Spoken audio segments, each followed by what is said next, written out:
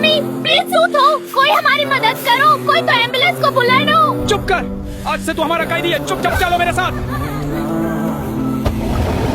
मुझे जाने दो, मुझे अपनी मम्मी के पास जाना है। अपनी माँ को भूल जा, वो खत्म हो गई, अब से तो हमारे लिए काम करेगा।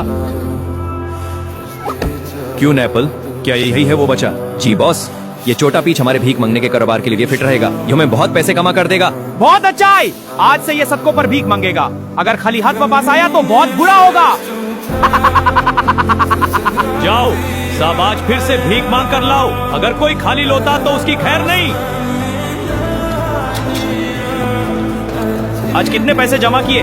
सर सर्बित नहीं मिले हैं। सर्बित ने क्या तू भूख मारना चाहता है? दोबारा जाकर मांग। मम्मी आप कहाँ हो? प्लीज मेरे पास आ जाओ, ये दुनिया बहुत जालिम है। अल्लाह मियाँ मुझे मेरी माँ से दोबारा मिला दो ना, इसकी बाद मैं अब से कुछ नहीं मांगूंगा।